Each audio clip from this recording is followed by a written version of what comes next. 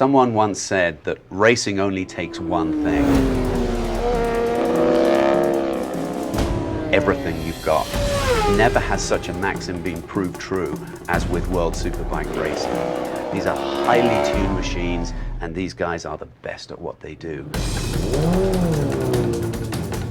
Controlling a 220 plus horsepower motorcycle capable of doing 200 miles an hour with your knee on the ground and the tires sliding. These guys are athletes, because Jonathan Ray is on the gas. These guys are unbelievable. I mean, the level of skill.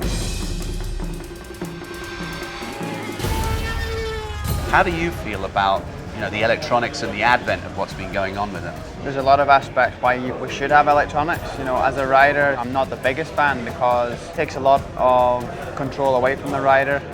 Back in the day where bikes were more sideways, it was fun and more of a spectacle as well for the crowd. I was lucky enough to ride the 500s and the two-stroke aggressive bikes without all that, and obviously now being with BMW, a leading side of all the development and technology, it is exciting, and we've really got to remember that the main reason why we race is to improve the safety on the road, and traction control and anti-brakes and anti-locking brakes all does that for the road. In the racing scenario, sometimes it adds a few extra complications, but as far as the development for the road, it's fantastic. It's like you fighting against electronic. If I'm doing like a short gearing and top torque, the bike is gonna start cutting.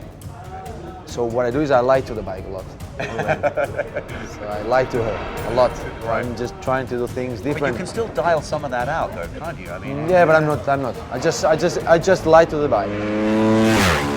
Are you able to adjust it while you're actually in the middle of a race? I've got 7 steps of traction control settings at a touch of a button on my left side.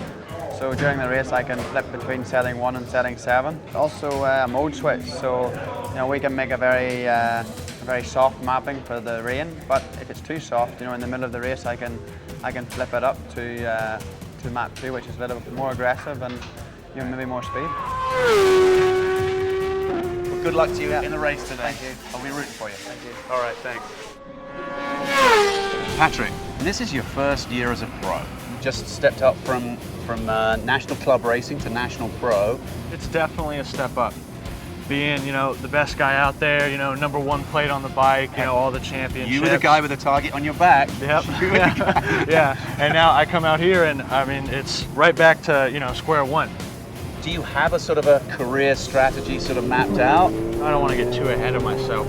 A move to a European stage or a world stage is so much more than talent or just being, good over here. I think it takes so much more. So right now we're still trying to, just stay top 20 in Daytona Sportbike. So we're not getting too far ahead of ourselves.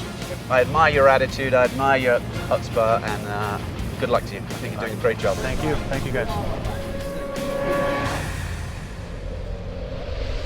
Brian, thanks for giving us some time. It's a pleasure to see you again. You've got a world-class facility here. Where are you going with this?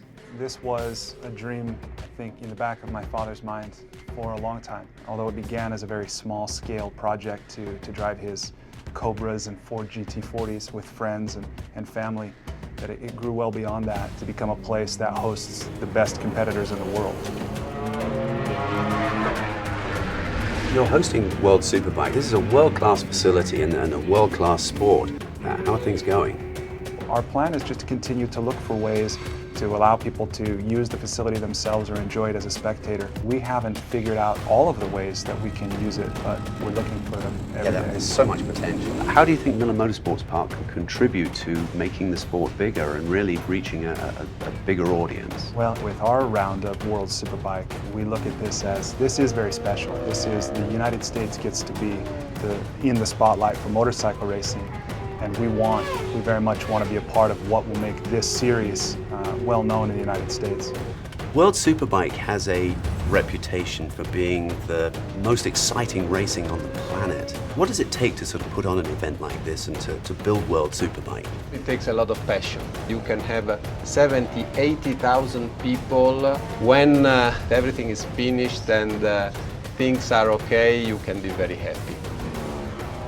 That is unbelievable the way those guys handle that corner.